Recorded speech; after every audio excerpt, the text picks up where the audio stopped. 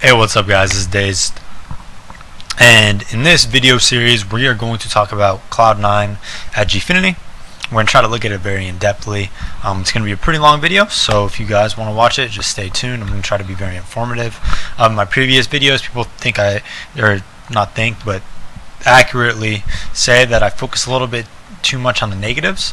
So I'm going to try to talk about some of the positives that they have as a team, as well as the negatives, what they need to work on, what their problems are, and just a general analysis over the maps they played and the matches that they had at Gfinity.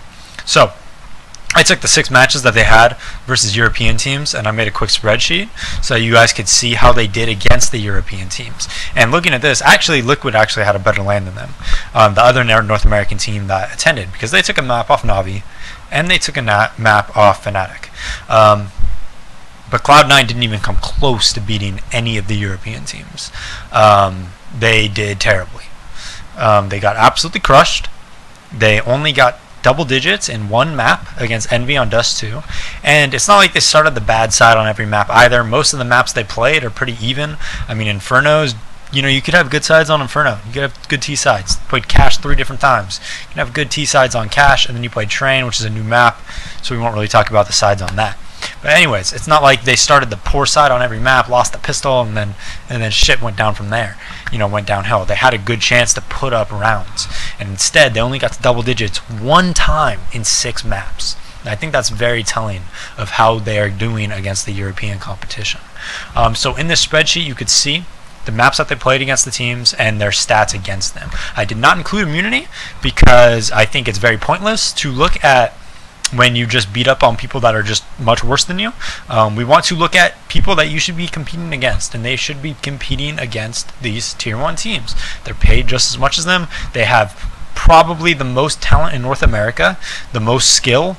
Them and Nihilum, I think, are the 2 most skilled teams in North America, just purely aim-wise and skill-wise. Nihilum might be above them. Cloud9 might be above Nihilum. I'm not sure. I think they're kind of head-to-head. Freakazoid has probably some of the best raw aim in North America, so that's a good point for them. Shroud obviously is a god. Like, come on, the guy is insane. Escares is not the most skilled player, but he knows how to play CS, and his job isn't to be the fragger, it's to put his teammates in a position to succeed as an in-game leader. Jordan, obviously, always been one of the most skilled players in the game, and Skadoodle, who in my opinion is the best player in North America, bar none. So they have the talent, okay? Obviously that wasn't shown at this event.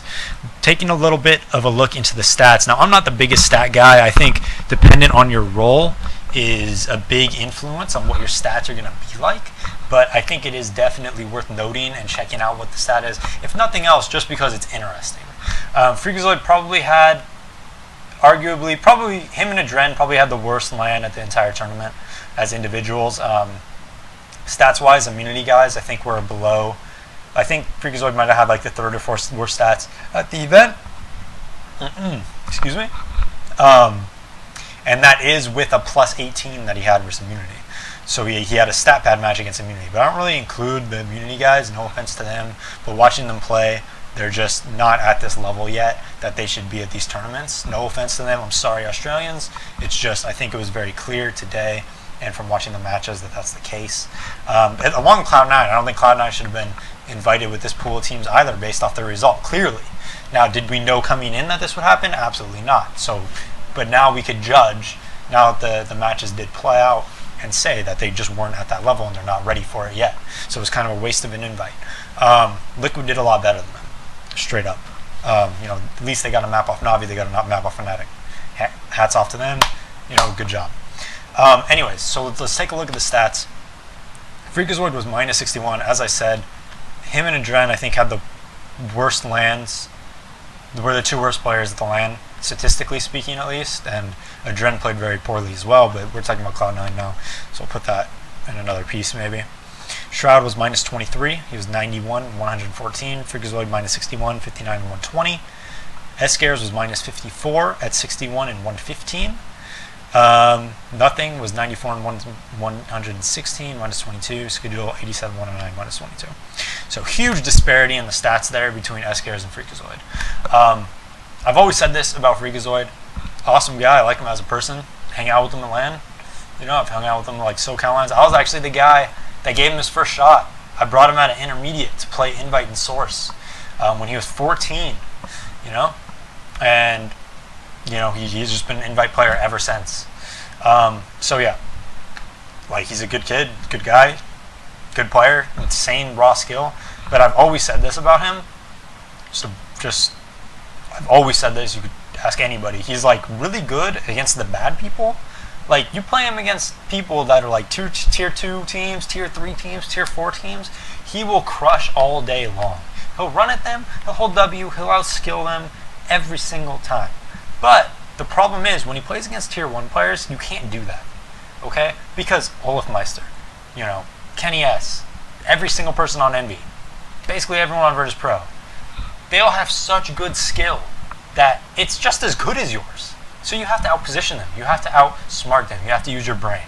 And he's just not at that level yet. Can he be at that level? I don't know. We'll see. I think he's one of those players that needs to be guided a lot. You know? He needs to have someone telling him what to do and when to react and how to react to things. And unfortunately for Cloud9, I think they have a lot of those players. You know, I think Shroud's somewhat the same way. I think you have to set him up to succeed. Same thing with Freakazoid. I think the same thing with Ska a lot of the times too. You guys know I've played with Ska for a very long time. I always tried to put Ska in positions to succeed. That was nearly every single time we were playing. That's all I was focused on. How can I get Ska to win this round for us? How can I put Ska in a good position to where he is going to be successful? That is what I thought every single round, and every single round I would say, Ska, go here, go here. If you have an idea, tell me. But if you're not going to say anything, I'm going to tell you what to do. Go here, go here. Generally, like, that's what it was. We're playing Dust 2. I played next to him. I'm like, Ska, do this. All right, Ska, go middle this round. All right, we're going to do this. Ska, go here. Ska, after you get this kill, come back here.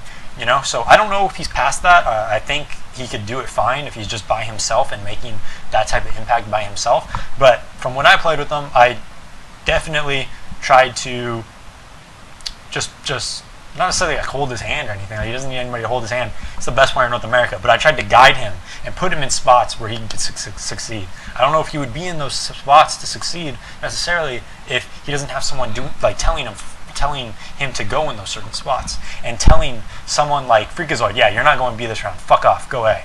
You know, saying Shroud, fuck you. Go somewhere else. Ska's taking your spot this round because I think they're going there, and I want Ska to fucking be the first point of contact and rape them. You know. Then they kind of have the same thing with Jordan. If you just let Jordan off his leash and he can do whatever he wants, he makes a lot of mistakes. Same thing with Freakazoid. Shroud, he's not going to make like many mistakes or anything, but he's just going to do the same thing every round, which again is like one of those people where you want to kind of talk to them and control them a bit more. Because if you let Shroud do whatever he wants, he's literally going to play the same CT spot every single round. And on T side, he's just going to basically bait people and go in third or fourth, which is fine. You need people to do that. And he's one of the best in the game at it. But unless you specifically tell almost all of these players what to do, that's what's like, they're not going to be put in a position to succeed. Just putting it out there that way. So anyways, I'll go into more depth in what I'm talking about and things like that, and we'll take a look at everything in these matches. This was just kind of a brief introduction, but it went way over time than I thought it was going to go. I hope you guys aren't tuning out of the video yet, because we're going to go into specifics and round specifics and things like that. So yeah, stay tuned, and I'll be right back. Alright guys, now we're going to get down to it, and we're going to look at actual games that they're playing and talk about the problems that they're having. And throughout this game versus Virtus Pro, we're going to see a lot of confusion, a huge lack of teamwork, and a lot of people not taking on the responsibilities that they need to within the round in order to secure it and actually win the round. And people not being in the proper positions where they're trying to do too much, and some people are trying to do too little, and not understanding that everybody has a job to do and a role, and you can tell it's clearly not discussed. So when you play this game, and as you play it and you do certain strats and you scrim, Every single time you play, there's going to be bumps in the road.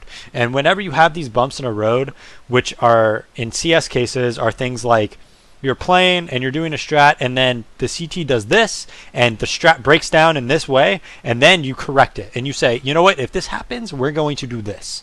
And the only real way you're going to get to those spots are if you have someone that's vocal enough to say exactly what you guys want to change when it happens in scrims or when you see it in matches. And I guarantee you, when they are playing here, there is a lack of accountability in the sense that nobody's saying, all right, I got highway, I got this, if this person peeks this, I'm going to kill him, you run up and kill this guy, etc., etc. That communication is not there. And it's very apparent from me watching them versus Virtus Pro.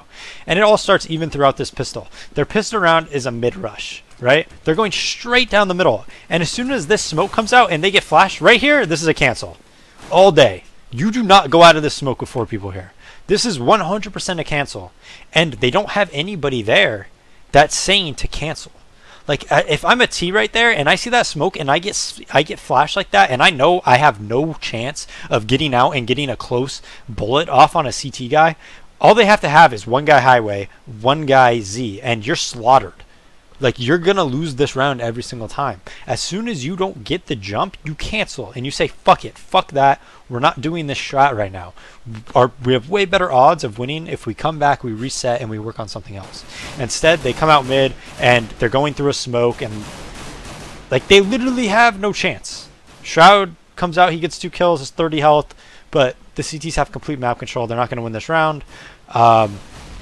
You know, they're just going to boost up. They're going to win it pretty damn easily.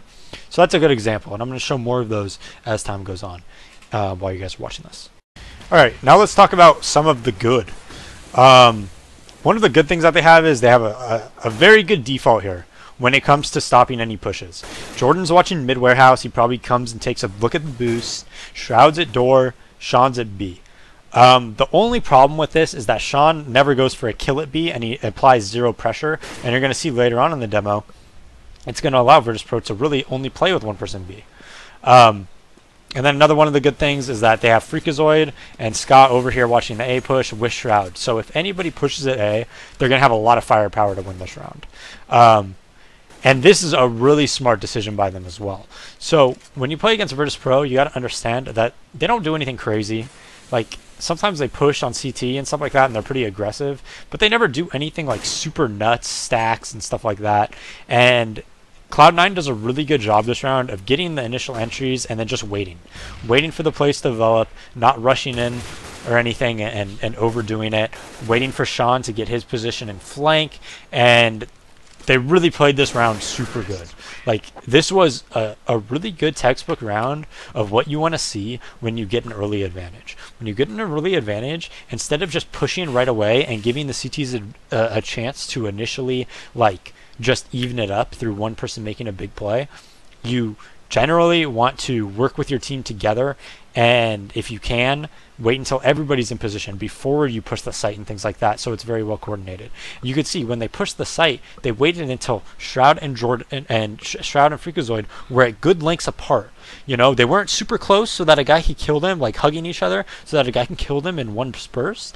They went apart so that even if Freakazoid died, Jordan would have got the trade kill, or it might have been Freakazoid every single time. So they did a very good job of that. So that's some of the good that we saw. Okay, now this round again, it's the very next round. They have a big advantage here. They go into their defaults again. Neo has a scout at B, hurts Sean up. He has like 30 health. The way Sean should have peeked that is by crouch peeking it. He would have killed him for sure. Like, if he would have went like this and then had the perfect angle to crouch peek, he would have raped him. That's exactly how you want to peek this. You want to crouch peek this angle, especially if you know they only have a rifle and they don't have an op, or a scout in this case, because again, you'll get that kill. Now, they're going to make a good call here. They're going to say, you know what? Sean sees the scout at B, and they're going to go towards B. That is a good call. That's what you want to do. Neo's even leaving snacks there. Virtus Pro leaves snacks at B constantly, right? And they do a good strat here. They're going to go and they're going to Molotov generator, and snacks is just going to get owned. Look at this. But watch how the play develops. He dies. Neo runs in with a P250. And look at this. Nobody's blind here. How does that happen? How does that happen? First off, you have nothing is essentially watching nothing. Over here, I don't know why it says he's in a smoke. He's over here watching nothing. Jordan should have been watching the spawn smoke the entire time. Okay? Ska should not have the bomb here running up to site with an op. You got to delegate that to someone else. It's fine that Escares is watching the vents. But that's really what happened. This guy was able to run through a smoke without anybody having any accountability once again. Jordan has to say, I'm watching the smoke. Ska has to realize that he shouldn't have the bomb, and he should be staying around here underneath checkers and going into this spot and watching their vents, or watching their vents and big flank at the same time once that smoke dissipates. If he gets to here, he watches the vents, he peeks here, the other 4 guys could worry about planting the bomb and watching the smokes. Okay? He should not have the bomb in that case. Just super bad communication, nobody having the accountability, and nobody having that mid-round communication. And I'm telling you, you're going to see this constantly. Constantly, this is going to happen. That mid-round communication, everybody is so confused on where people are. They're so confused, and they don't know what to watch. And all of a sudden, you have 2, 3 people doing the same thing. Nobody's watching the one thing that's open, and things like that. And you're going to see it's a very common theme. So anyways, this round breaks down. I'll show you the rest of it. They lose it, blah, blah, blah. This round, we're going to see more of the same. They're actually in a very good spot for this half. If they win this round, or they won the round before, Virtus.pro would have been on a save. If they win this round, Virtus.pro is going to be on a save. Look at Virtus.pro's money. Terrible. If they win this round, they're probably looking at a 4-4, maybe a 4-3 if Virtus.pro only saves 1 round. Most likely they'll save 2, and they could be in a 4-4 situation. Now, they get in a really good spot here, okay? They get 2 on the boost. They come down. Shroud sees Taz here. He sees him at the sandbags. All of a sudden, you stop. Right here, what needs to happen is this. They need to communicate and say, I got this guy. I got your vents. Someone says, I'm watching this, and I'm watching this. I'll post on the sandbags guy, and blah, blah, blah, blah, blah. Instead, what happens is, they get blind, and this should never happen. This should never occur. You have 2 guys fighting. Pasha should never be able to rush up like this and get this kill. It should not happen. Freakazoid is doing literally nothing here. Literally nothing. Had he been in a position to swing out, he would own them. Pasha's an absolute free frag, right? Instead, this guy's able to get a kill, and then Taz runs up and does the same exact thing and kills Skadoodle. And what is Freakazoid doing here? Why did he not peek out and kill him there? That's the thing. Like, Freakazoid has to understand it's his responsibility to cover the run-up. To watch highway and cover the run-up while they kill the sandbags guys. And that's, again, just that lack of accountability. That's something that needs to be communicated. Like, it just is. You know, Scott or Jordan or Freakazoid could be saying, all right, kill the sandbags guy. I got your highway. I got your highway. You know, I got your push-up. And then, bam, that's not going to happen. The rest of this round plays out like you would think. By the time Freakazoid gets that kill, Snacks is already rotated, making it a 3v2. All of a sudden, Sean and Jordan, who were not in position to get frags really, to be honest, I would have rather seen them, instead of holding the pushes, actually go for kills while they were watching for the push. And all of a sudden, instead of holding the push at B and A, reacting off the middle kills if the kills go wrong. But instead we see this. They come through Z. Snacks is just going to opt them inside. And that's going to be round 1. As you're going to see. Bam. And don't need to really talk about what happens next. Oh, my bad. I thought he killed them. But anyways, that happens. And now, all of a sudden, Cloud9's in a pretty shitty spot. If they don't force buy here, Virtus.pro is going to get some good rounds in, because obviously Cloud9's on an eco. And they had their chance. Cloud9 had 2 run rounds that they could have won that would have money fucked Virtus.pro. And both of them were very, very, very winnable rounds. But that lack of communication destroyed them. And instead of seeing a 5-1 half, it probably would have been like 4-4 coming out after the saves. And now we see this. So this round, again, a round they should have won. Alright? Another round they should have won. This is after they saved. But we're going to look at some good here. Some more good about Freakazoid is, and I'm going to talk about a little bit about, I'll slow the round down and put down the sound a little bit so you guys could hear what I'm saying. One of the keys to being a really good entry fragger is there's two things I look for in an entry fragger. Okay? The most important thing is having absolutely impeccable timing, all right, to go with the flashes, to have millisecond timing windows that you hit with the flashes. If you're off by even a millisecond, all of a sudden the round can go off. Freakazoid has that timing, which is extremely good in an entry fragger. That's what you want to see, and you're going to see a lot of these rounds that he has that I've seen against Virtus Pro, against Envy, and things like that. He has impeccable timing to go with the flashes and things like that. Another thing you want is good aim, obviously. Another thing you want is good communication, and your brain has to work at an extremely high level throughout the chaos. When you're entry fragging, a lot of things are going to happen so freaking quickly, and you need to adapt to them immediately. Again, within milliseconds. Counter-Strike is all about milliseconds. They say football is a game of inches. Well, Counter-Strike is a game of milliseconds. You have to react to everything as fast as you can. Okay? So you want that, and then you also want them to be fearless and not give a fuck. Honestly. Fucking who cares if you go 2-20? Who cares? You have to do your job. You have to go. If you die, hope your teammates trade. Now, Cloud9 actually doesn't have a very good round here, like a really good set round here. They get Molotov. Virtus Pro is super heavy on the rotate. Had anybody been truck here, Freakazoid's going to die after this kill. But he goes with the flashes super well. Kills Bialy. Comes over here. Gets this kill at Highway. Another nice kill. Goes into sight. And then bam, gets behind the smoke. But now this is where the round breaks down once again. Okay, where is the lack of where is the communication here? All that can happen is someone goes through the smoke or their quads. That's it. Only spots they could be, man. Freakazoid needs to know that his teammates will kill him with their quads. This guy comes through the smoke, Snax does, and kills them both here. That's ridiculous. Not something that should happen. And the round breaks down just like that. Within 5 seconds. The round breaks down. 5 seconds. They all die. And once again, that's just a lack of communication and accountability of what needs to be watched and who needs to be watching it. So, let's take a look at that one more time really quickly.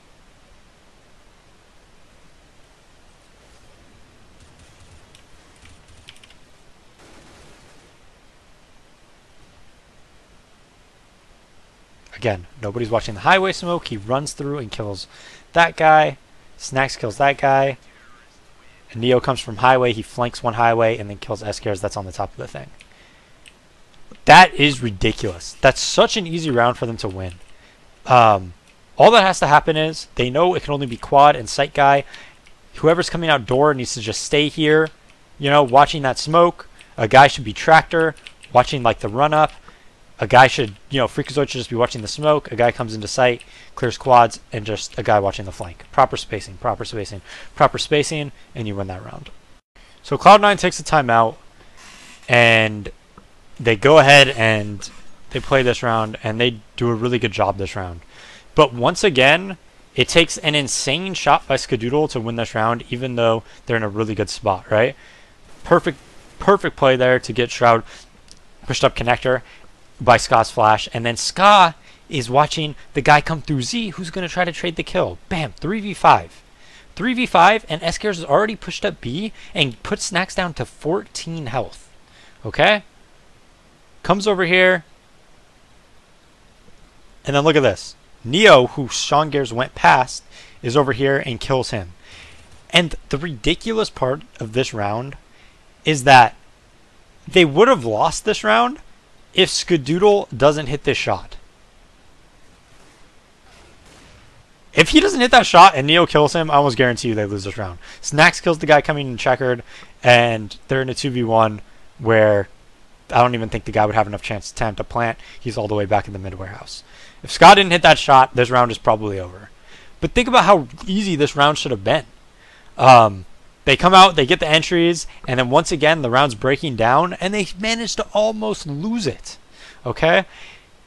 They don't end up losing it because, you know, Scott gets that kill, and then he's able to know that Snax is there. He comes, he plants, he kills the last guy, Jordan naded the other opper, and then blah, blah, blah. So now let's look at a good round they had, a very clean round. Okay? Now this round happens because look how quickly the kills come. Shroud's coming out middle with someone. Sean comes, he kills those 2 people. It's like a 2-3 split with 2 out middle, 3 B. And those 2 out middle, we're going to try to get to vents for sure. And look at how quickly the round happened, right? All the kills were just bam, bam, bam, bam, bam. It took no thinking from Cloud9. There was no mid-round decision where they had to rely on communication, where they say, oh, I killed this guy. Now the next guy is going to come from here. You watch this. I watch this. If he does this, I do this. All right, I got you here. Okay, I'm blind. Careful. Okay, I'm dodging flash, etc. They didn't have to rely on any of that communication. The only communication they had to rely on was, I got this guy, I got this guy, I got this guy, I got this guy. Come be in plant. That's it. Dead, dead, dead, dead, dead. The round broke down like that. So if the rounds break down like that, everybody's good in that situation, right? But they're terrible when the round is breaking down and it relies off the fundamentals of communication. C9 ends up closing out the half really well. It's a 9-6 at halftime. On that T side, we saw really good play by Freakazoid, actually. We're going to take a look at the stats. He only had 8 kills, but a lot of them were very impactful entry frags. And based off those 8 kills, they should have had more rounds. They actually had a very good T side. Okay, the score doesn't say what happened really. They should have been flipped 9-6, 10-5 for Cloud9 if they don't lose those stupid rounds, man. Freakazoid played a really good T half. S. Gares, even though he only had 5 frags, he had those 2 really crucial ones that basically won them the round at B. Besides that, he had a few frags that he should have easily had, but didn't. But that's okay, because I think he played fine just because of those 2 frags. Literally, if you're on T side and you win a round by yourself, like in a crucial round that makes people basically save, in one of those crucial rounds, like, you pretty much did your job.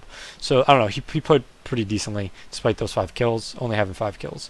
But I think the big standout this half was Freakazoid. He had a lot of big entry frags, and at this point, once again, I said it before, Cloud9 should be up 10-5, 9-6. They closed out the half very strong. They won a round, then Virtus Pro force bot. Cloud9 won that round. Then Virtus Pro saved. They won that round, and then Virtus Pro had another force buy, and they won that round. So we're not going to take a look at those rounds. We're going to go onto the CT side and discuss that. So pistol round starts. C9 does a great pistol round. Ska is like a pistol god. He always makes plays on pistol round. He goes and he gets the first kill.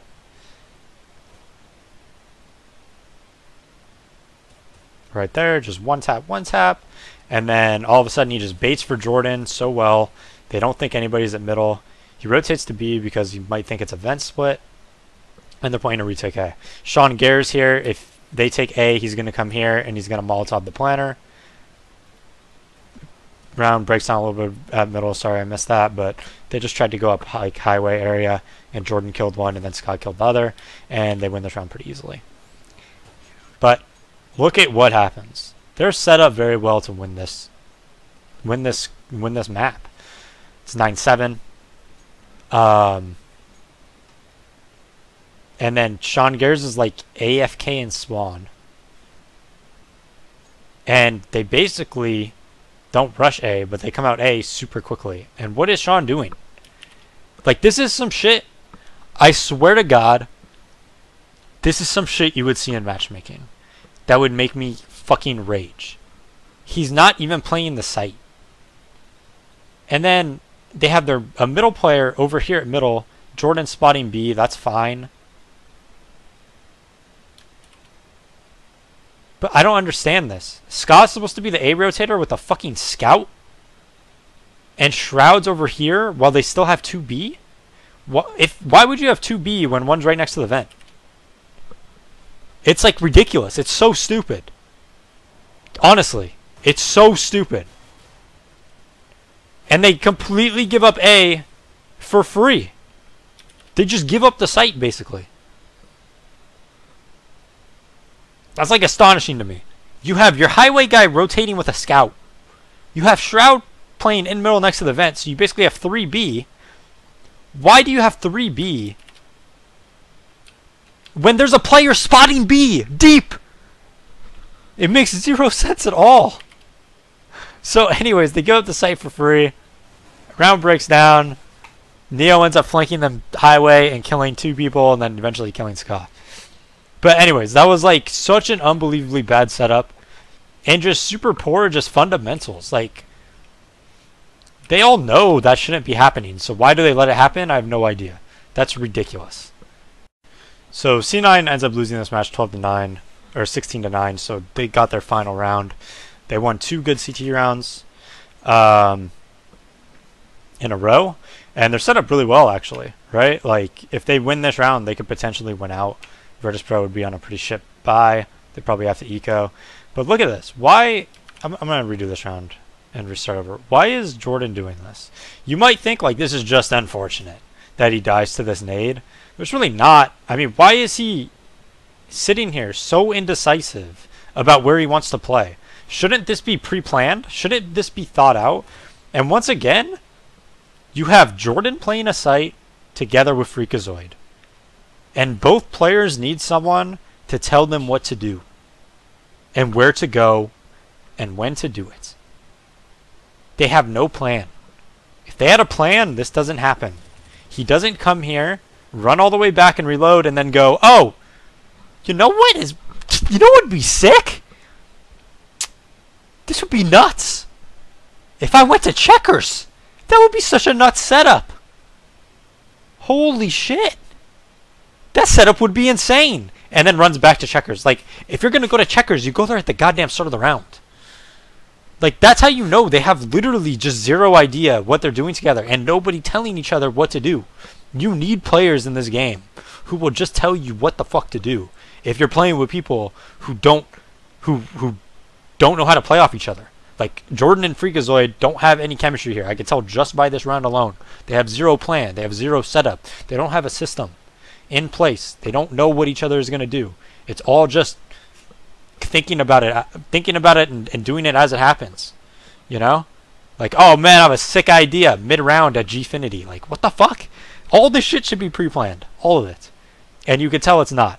So anyways, he runs into a nade, dies, and then the round breaks down. Freakazoid's a beast solo. Sean's rotating with an op. He should have got that kill there, but doesn't. Escare's with an op. I don't know. It's not something I'd recommend for a team to have. But that kill really just opens it up for everything. I mean, look at their rotation right now. There's 3 guys towards B off that 1 kill, which should have never happened, by the way. Never happened. And then there's a guy at truck completely giving up A. How do you win this round as a CT? Well, that's a good start because Ska's a god. But just terrible rotation there off something that should have never happened. Pasha gets a good lurk kill. And all of a sudden, we see Virtus.pro set up, and they're set up really well. They know one guy's watching the flank. They know one guy's got your highway. They know one guy's got, if he runs up on the wall, they know one guy's at quad so that he can kill him when they come sight. Just like a proper team should be. They're set up properly. And when you play against a team that's set up properly and you give them the sight, they're not going to lose the retake. Because they're essentially playing CT side with fucking 5 people out of sight that you're retaking. It's ridiculously hard. We're not even going to look at Cloud9 this round because Virtus.pro did such a sick strat here. Cloud9's on a shit buy. Virtus.pro completely abuses it and understands that they are on a quick buy, shit buy. If you're playing against people with a shit buy, you could usually take mid control pretty late in the round, and most likely they've moved off of it. And if they are there, you could just kill them. Cloud9 starts in a 1-3-1 and then ends up falling back of it, or out of the 1-3-1, excuse me.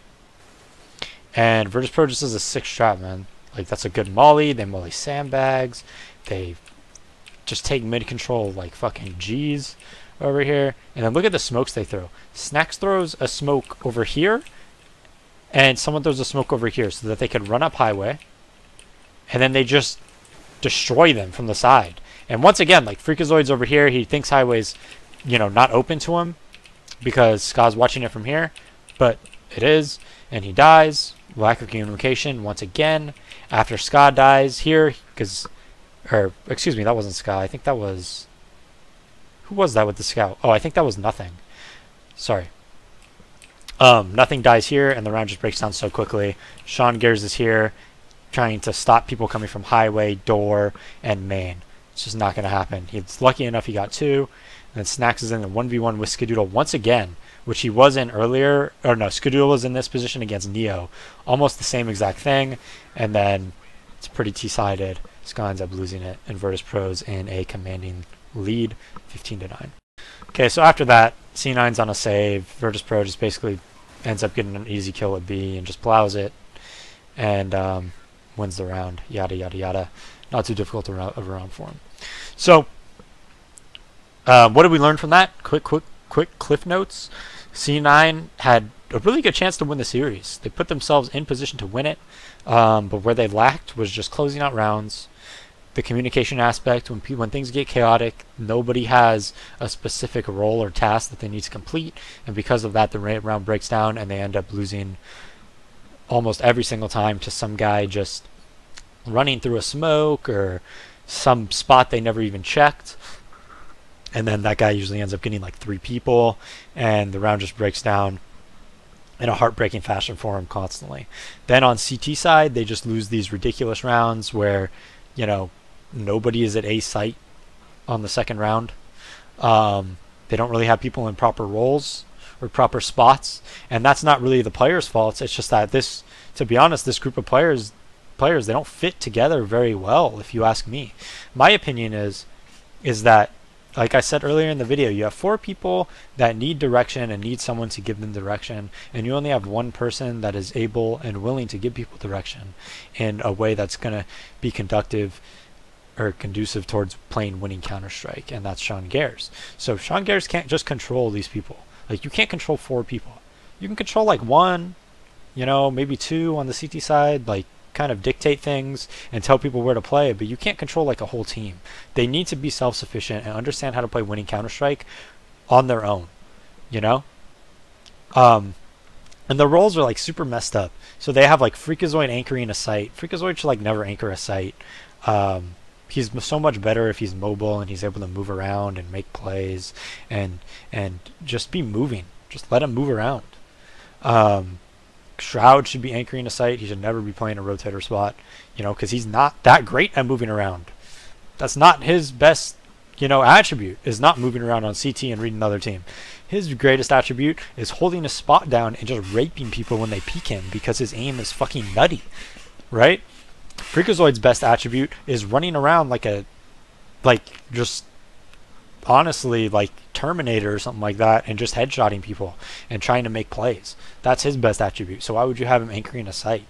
They didn't really utilize Ska that well. You know, Ska was never like in a position to go aggressive, make it 4v5 or anything. And then also Jordan. Jordan needs to be in a position where he's going to be able to be mobile. But the problem with Jordan is if you give him that Freakazoid to be mobile, same thing, or did I say Freakazoid? You give him that chance to be mobile, he ends up making a lot of mistakes. Same with Freakazoid. So you have like these guys where their best attributes are being mobile and playing rotator roles in Freakazoid and Jordan, but when you give them that freedom to play those roles, yeah, they're going to rape teams like Immunity. Yeah, they're going to rape tier 2, tier 3, tier 4 teams, right? They're going to rape them. They're going to shit on them. But against those really good tier 1 teams, they're going to get fucking raped by throwing fakes. They're going to over-rotate. They're going to make mistakes. You give them too much of a leash and they just make mistakes. That's just what happens. And everybody's not on the same page, right? If those 2 are running around and they're super mobile, then it's like, okay, well, the other 3 are anchoring. You know, Shroud's not going to push up. He's just going to hold his spot. All of a sudden, he's in like a 3v5 and you're relying on him to get a 4K when they hit a spot. And he's not playing off you and getting information. Because if that guy's mobile, you need your other guys to be mobile and pushing and playing really aggressive. You can't have 1 to 2 people taking all these peaks and challenging everything, and then the rest of your team playing very passive. It just doesn't work. You want to be all or nothing, right? Anyways, I hope that is understandable from what I'm saying. So they have a lot of problems, right? Their best players are put in spots where they're not very good against tier 1 teams, or their best spots rather are rotator roles and like Freakazoid nothing, but they're not that great at playing those rotator roles against tier 1 teams. So where do you put them? If you have them anchoring sites, they just make too many mistakes to do it. And then your other players aren't even comfortable playing in those rotator roles, right? So it's like, it's just a fucking clusterfuck with how their roles are. None of them are comfortable right now. I guarantee it. I guarantee you Scoodoodle is not comfortable. I guarantee you Escares isn't comfortable. I guarantee you Freakazoid isn't comfortable anchoring a site. He never anchors sites. I guarantee you Jordan, throughout his CSGO career, has never been comfortable on CT side. He has gone from... He's probably played every role in the game besides dedicated opper. Honestly. like on every single map. Like he's changed his spot every few months, so you know he's not comfortable. Shroud is comfortable if he's, but the people you need people around him to play off him and set him up for the frags. So because you don't have that, he's probably not comfortable, right? So you literally have 5 players who just are not comfortable on the CT side. Even then, they had a good chance to win. Like I said before, they have a superb amount of skill on their team. They just are lacking in all those areas I discussed.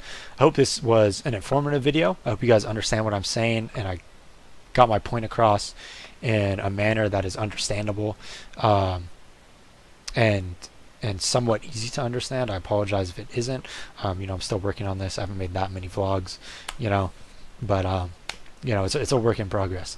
If you guys enjoy it, I hope you guys subscribe and you like it, and you know, you post, you know, it around forums and things like that, and give it the support, you know, and the viewership you think it deserves, because I am putting a lot of time into it. If you guys don't like it, I don't know, like I'm at this point when I do the vlogs and it's like the community is so 50-50, right? There's 50% of the people who are like, oh my god, this is awesome, it's really informative, I really like it, and then there's 50% of people who are like, I fucking hate this scumbag, you know, blah blah blah. So I'm not sure if if it's like even good for the community, because a lot of people are just saying how shit it is. So I don't know, let me know your thoughts, I guess. And yeah, this has been DaZeD. Thank you guys for watching, and peace out.